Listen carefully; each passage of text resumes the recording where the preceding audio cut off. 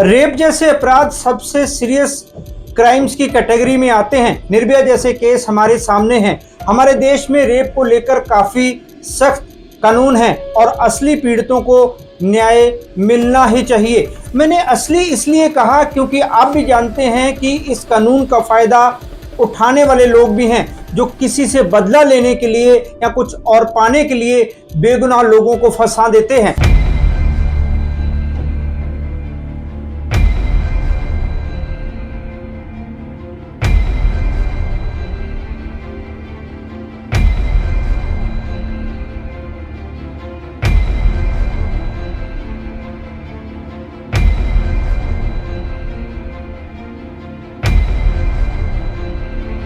नमस्कार दोस्तों, मैं हूं राहुल रॉय गुप्ता और आप मुझे डिटेक्टिव गुरु के नाम से भी जानते हो और हम करते हैं देश विदेश में पर्सनल और कॉर्पोरेट इन्वेस्टिगेशन। आज हम बात करेंगे कि आपको झूठे रेप केस में फंसाने से कैसे बचना है। इस वीडियो में मैं आपको कुछ ऐसे टिप्स बताऊंगा जिनसे आप खुद को सेफ रख सकते हैं। तो चलिए शुरू करते हैं। सबसे पहले हम बात करेंगे कि हमारा सिस्टम रेप केसेस के बारे में क्या कहता है।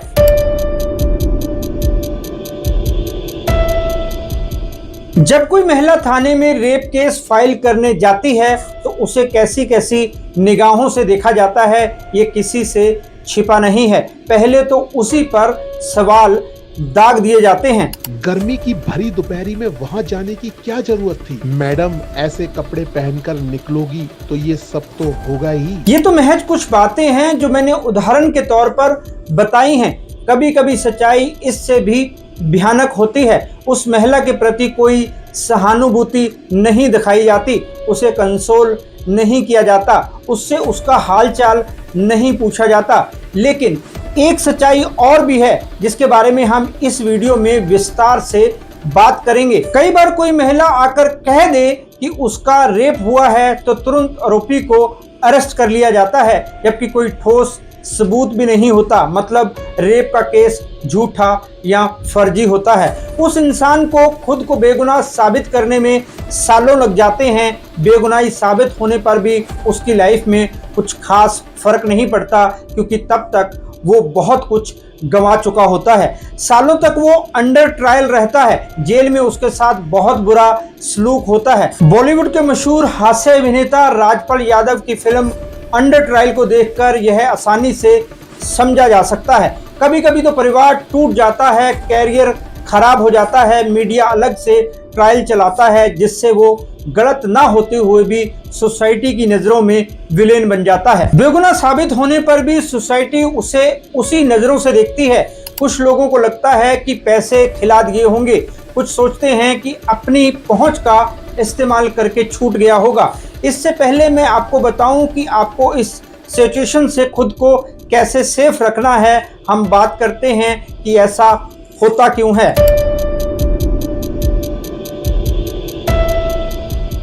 दोस्तों, डिटेक्टिव होने के नाते मैं आपको बताता हूं कि झूठे रेप केस क्यों किए जाते हैं। ये ऐसे ही नहीं होते, इनके पीछे कोई ना कोई मकसद छिपा होता है। अक्सर लोग पर्सनल फायदे के लिए ऐसा करते हैं। चलिए झूठे रेप केसेस की 5 आम वजहों के बारे में विस्तार से बात करते हैं।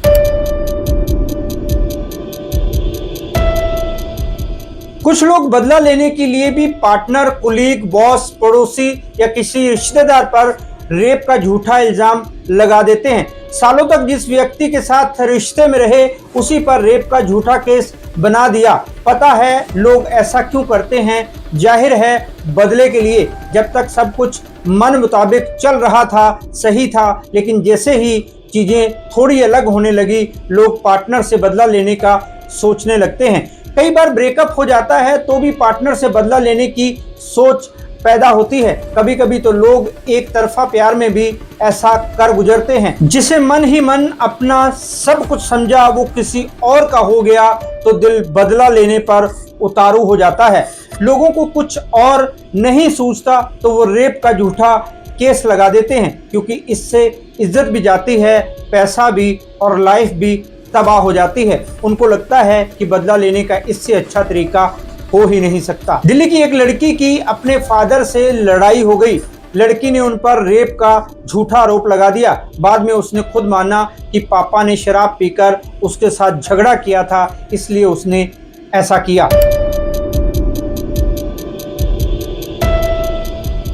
रेप के कुछ केसेस पैसा हेंटने के लिए होते हैं। जिस व्यक्ति पर ऐसा केस होता है वो भी झूठा, उसकी हालत खराब हो जाती है। फिर फर्जी विक्टिम उस इंसान की सिचुएशन का फायदा उठाते हैं, वो उसके साथ डील करने को राजी हो जाते हैं।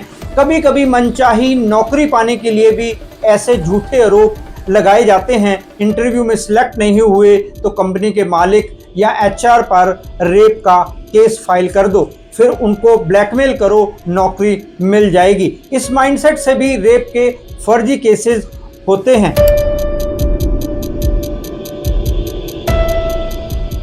कितनी बार ऐसा सोशल प्रेशर की वजह से किया जाता है, मतलब कोई दबाव देकर किसी और से ऐसा करवाया जाता है।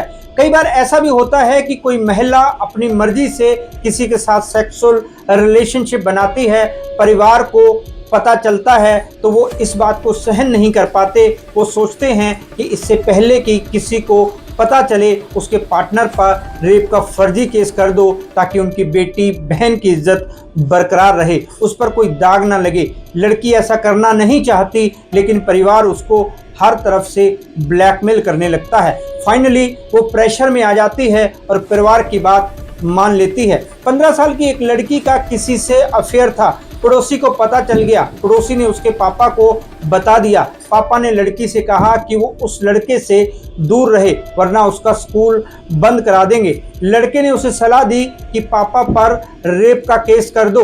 उसके फादर को 5 साल जेल में रहना पड़ा। सोचो क्या गुजरी होगी उस पिता पर। मुंबई में एक महिला ने अपने कुलीग पर रेप का इल्जाम लगाया, लेकिन बाद में उसे बरी किया गया क्योंकि वो केस झूठा था। एमपी में एक रेलवे अधिकारी पर भी ऐसे आरोप लगे थे।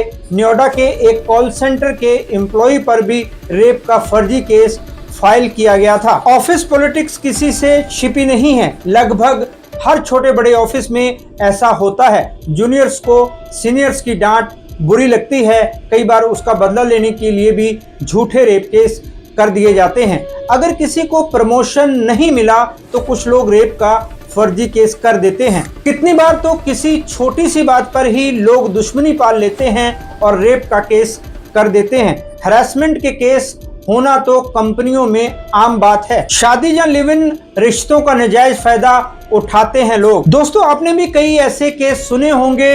यहाँ महिला कहती है कि उसके पार्टनर ने उससे शादी का झूठा वादा करके उसके साथ सेक्सुअल रिलेशन बनाए। ऐसे केसेस में आरोपी के लिए इसे साबित करना बेहद मुश्किल होता है कि उसने ऐसा कोई वादा नहीं किया था।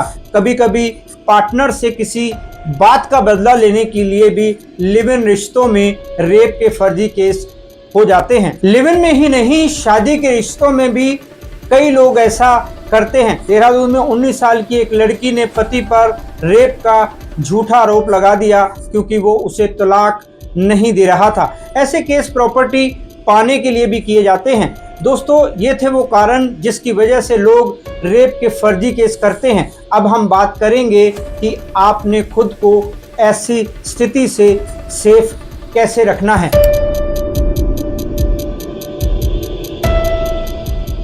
डिटेक्टिव होने के नाते मेरी ऑब्जर्वेशन ये है कि ऐसा अचानक नहीं होता। मतलब कोई भी अचानक से उठकर थाने में नहीं चला जाता रेप का झूठा केस फाइल करने। ज्यादातर झूठे केस धमकी से शुरू होते हैं। जैसे पार्टनर कहे, अगर तुमने ये नहीं किया तो मैं तुम पर रेप का केस कर दूंगी। लोग अक्सर ऐसी बातों को इग्नोर कर देते हैं। कितनी ही बार उनकी पार्टनर उनको ऐसी धमकियां देती है, लेकिन वो ध्यान ही नहीं देते। तो अपनी सेफ्टी के लिए पहला काम आपको यही करना है कि ऐसी धमकियों को बिल्कुल भी इग्नोर ना करें। बचाव जरूरी है ताकि आप सेफ रह सकें। पूरा भरोसा ना हो तो अकेले में ना मिलें। अगर आपको किसी महिला पर पूरा भरोसा नहीं है तो उसे कभी भी अकेले में ना मिलें, खास तौर पर होटल के कमरे में, कार में या सुनसान जगहों पर। कुछ लोग सोच सकते हैं कि ऐसे तो कभी कोई किसी से मिलेगा ही नहीं, कोई रिलेशन ही नहीं बन पाएगा। जैसा कि मैंने आपको बताया, किसी भरोसेमंद महिला से ही अकेले में मिलें, पहले उसे परख लें कि आप उस पर भरोसा कर सकते हैं या नहीं।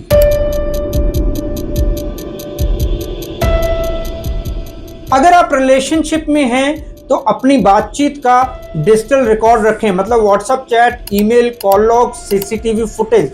अगर वो आप पर झूठा रेप केस लगाती है तो ये आपके बहुत काम आएंगे। आप अपनी पार्टनर के साथ कोई फाइनेंशियल डील करते हैं तो उसका रिटर्न एग्रीमेंट जरूर बनाएं, क्योंकि इससे पैसा या जायदाद इन्वॉल्व होती है। इसलिए ट्रांजैक्शंस के सारे पेपर संभाल कर रखें ताकि बाद में वो आपको ब्लैकमेल ना कर सके। आपकी पार्टनर कभी आपको किसी तरह की धमकी दे तो उसे रिकॉर्ड कर लें। अगर उसने कभी बात करते हुए रेप के केस में फंसाने की धमकी दी है तो उसे कॉल करें या वॉइस नोट भेजें कि उसने आपसे ऐसा क्यों कहा। अपनी बात और जवाब में उसने क्या कहा उसे अपने रिकॉर्ड में रख लें। उसे कॉल भी कर सकते हैं, उसे रिकॉर्ड करना ना भूलें। मैसेजेस के स्क्रीनशॉट लेकर कहीं सेव कर लें। अपनी पार्टनर से ब्रेकअप करें या वो आपसे ब्रेकअप करे तो थोड़ा सावधान रहें।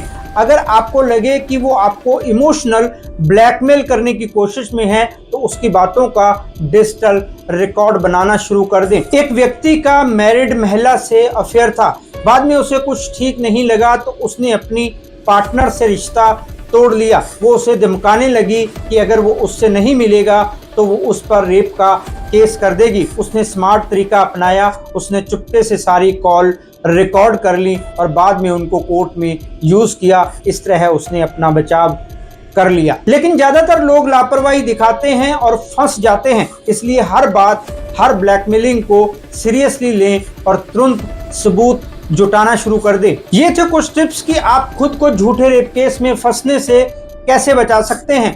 अब बात करते हैं कि अगर आपके ऊपर झूठा रेप केस हो जाए तो आपको क्या करना है।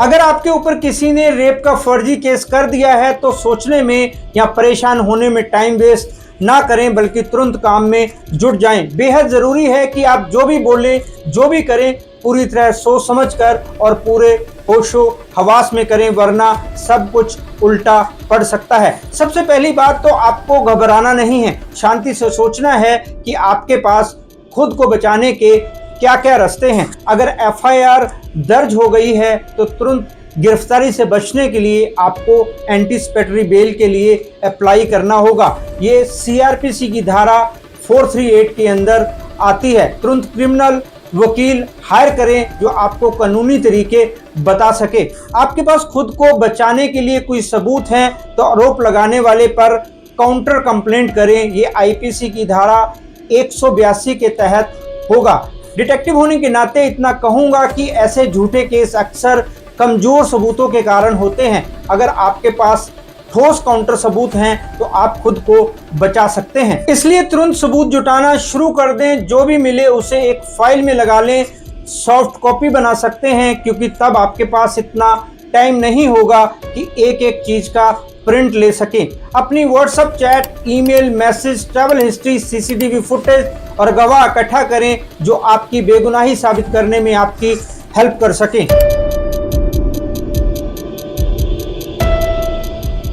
गुस्से में आकर केस करने वाले को फोन ना करें या उसके सामने जाकर उससे झगड़ा ना करें। ये बात आपके खिलाफ जा सकती है। माना कि ऐसी सिचुएशन में किसी को भी गुस्सा आएगा, लेकिन गुस्सा करने से और नुकसान होगा।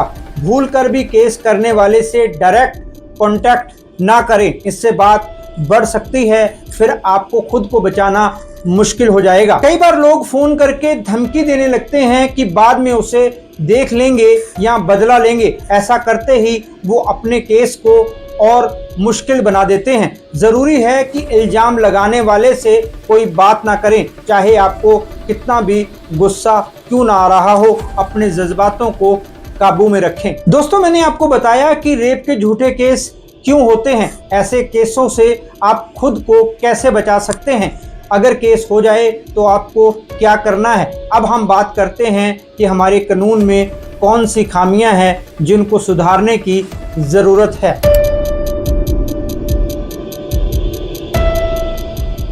अभी हमारा जो लीगल सिस्टम है उसमें बहुत ज़्यादा पक्षपात होता है। कई असली केसों पर कोई एक्शन नहीं होता, लेकिन झूठे केस में तुरंत एक्शन होता है। विक्टिम के स्टेटमेंट के आधार पर ही गिरफ्तारियां हो जाती हैं, जिससे लोगों को झूठे रेप केस करने का हौसला मिलता है। रेप के कानूनों का गलत इस्तेमाल करने की हिम्मत बढ़ती है। इसका नुकसान ये होता है कि असली विक्टिम इंसाफ के लिए भटकती रहती हैं। लोगों को लगता है कि वो कहानी बना रही हैं, उनका साथ देने वाले बहुत कम लोग होते हैं, जिससे उनका केस कमज़ोर पड़ जाता है और रेपिस्ट खुलेआम घूमते रहते हैं, अपनी लाइफ को एंजॉय करते हैं। बात यहीं ख़त्म नहीं होती। जब तक वो दोषी सिद्ध होते हैं तब तक वो और लोगों को अपना निशाना बना चुके होते हैं। अगर वो अरेस्ट होते भी हैं तो बेल पर छूट जाते हैं, जिससे उनकी हिम्मत और बढ़ जाती है और उनका डर खत्म हो जाता है।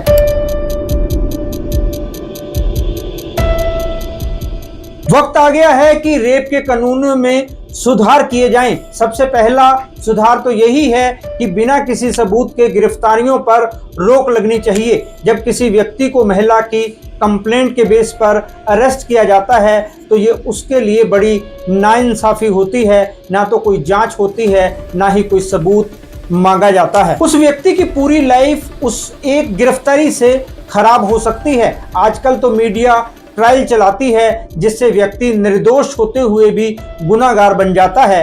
वैसे इस पर भी रोक लगनी चाहिए, क्योंकि अक्सर मीडिया फ्रीडम ऑफ एक्सप्रेशन की आड़ में लोगों की लाइफ खराब कर देता है। खैर, ये एक बड़ा मुद्दा है, इस पर किसी और वीडियो में चर्चा करेंगे। दूसरा सुधार ये होना चाहिए कि लीगल प्रोसेस थोड़ी फास्ट होनी चाहिए, ताकि अंडर ट्रायल केसों में कमी आ सके। कुछ लोग सालों तक जेल में रहते हैं, उन पर केस शुरू तक नहीं होता। खुद को बेगुनाह साबित करने में सालों लग जाते हैं, लोगों की लाइफ तबाह हो जाती है। तीसरी बात जो सबसे खराब है वो ये कि जब पता चलता है कि महिला ने रेप का झूठा केस किया था तो व्यक्ति बरी तो हो जाता है, लेकिन उस महिला का कुछ नहीं बिगड़ता। आप शायद सोच रहे होंगे कि उस व्यक्ति के पास मानहानि का केस करने का राइट होता है। यस, बिल्कुल होता है, लेकिन वो ऐसा कर नहीं पाता, क्योंकि पहले ही वो इतने साल कोर्टों के चक्कर काट चुका होता है। उसमें इतनी हिम्मत नहीं बचती कि वो दोबारा से उस इंसान का सामना करे या फिर कोर्टों में अपना टाइम वेस्ट करे। डिटेक्टिव होने के नाते मेरा मानना है कि रेप के झूठे केसों को क्राइम की कैटेगरी में लाना चाहिए। ऐसे केस करने वाली महिलाओं पर सख्त कार्रवाई होनी चाहिए, ताकि लोग इस कानून का मिसयूज करने से पहले 100 बार सोचे। इस वीडियो में हमने कई पहलुओं पर बात की जो एक दूसरे से जुड़े हुए हैं, इसलिए ये वीडियो थोड़ा लंबा हो गया, लेकिन इन मुद्दों को उठाना बहुत जरूरी था। अब मैं आपको बताता हूं कि अगर आप पर रेप का झूठा केस हो जाए तो बेगुनाह साबित होने के बाद आपको दोबारा अपनी नॉर्मल लाइफ में कैसे आना है।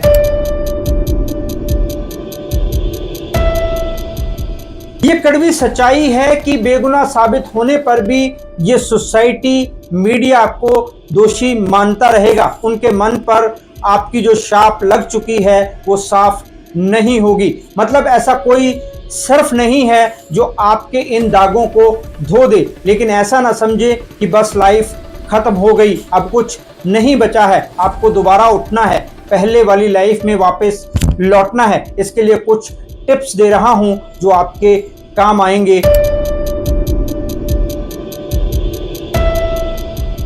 चाहे आप कोर्ट के चक्कर काटकर तंग आ चुके हैं, फिर भी आपको अपने दाग को मिटाने के लिए मानहानि का केस जरूर करना चाहिए। अगर झूठे केस की वजह से आपकी नौकरी चली गई है, सोसाइटी में रेपुटेशन खराब हो चुकी है, घर बिखर गया है, मानसिक शांति भंग हो गई है, तो मुआवजे के लिए केस दर्ज करें।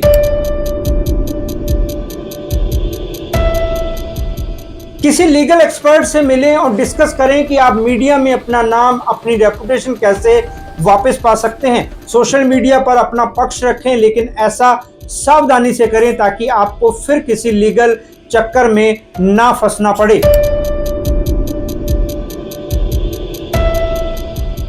पहचाने कि इस झूठे रेप केस के दौरान किसने आपका साथ दिया, किसने आपको धोखा दिया, ऐसे रिश्तों से किनारा कर लें जिन्होंने आपकी लाइफ में जहर घोलने का काम किया। केवल उन्हीं रिश्तों को इंपॉर्टेंस दे जो उस वक्त आपके साथ खड़े रहे। अगर साथ नहीं भी थे तो कम से कम उन्होंने आपकी मुसीबतें नहीं बढ़ाई।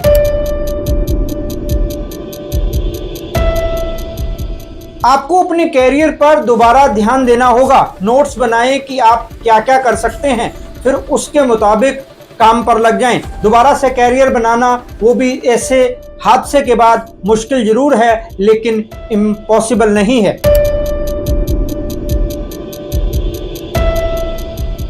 ऐसे हालातों से उबरना बेहद मुश्किल होता है। इंसान का कॉन्फिडेंस खत्म हो जाता है, लेकिन आपको गिव अप नहीं करना है। दोबारा से अपनी लाइफ को पहले जैसा करना है। इसके लिए योगा करें, मेडिटेशन करें, अगर ज़रूरत पड़े तो किसी एक्सपर्ट की हेल्प लें। निराश होकर बैठना किसी चीज़ का सल्यूशन नहीं है। आपको दोबारा उठना है, बिल्कुल एक छोटे बच्चे की तरह जो गिरता है, उठता है, फिर गिरता है, फिर उठता है। वैसे भी आप खुद नहीं गिरे थे, आपको तो गिराया गया था। आपके साथ तो साजिश हुई थी, इसलिए किसी के गिराने से आपको अपना हौसला नहीं खोना है। एक व्यक्ति पर रेप का झूठा केस हुआ, वो बेगुनाह साबित हुआ तो वो पुरुषों के हक के लिए लड़ने लगा। तो हिम्मत ना हारें, अपने मन को मजबूत बनाएं। कुछ टाइम बाद आप खुद अच्छा महसूस करेंगे। याद रखें, श्री गुरु नानक देव जी कहते हैं कि मन के हारे हार है, मन के जीते जीत। तो आपको अपने मन को हारने नहीं देना है, कुछ भी हो जाए। दोस्तों, आपके विचार में हमारे लीगल सिस्टम में कौन से सुधार होने चाहिए, कमेंट करके जरूर बताएं। इस वीडियो को अपने दोस्तों और रिश्तेदारों के साथ शेयर करें ताकि ज़्यादा से ज़्यादा लोग इन टिप्स का फ़ायदा उठा सके। अगर आपके कोई सवाल हैं तो आप कमेंट करके पूछ सकते हैं, मैं जल्दी से उनका जवाब देने की पूरी कोशिश करूंगा। किसी और टॉपिक के बारे में भी आपके सवाल हों तो आप वो भी कमेंट करके पूछ सकते हैं। तो मिलते हैं एक और नए और मज़ेदार वीडियो में। तब तक अपना और अपनों का ख्याल रखें, खुश रहें। जय हिंद। डिटेक्टिव गुरु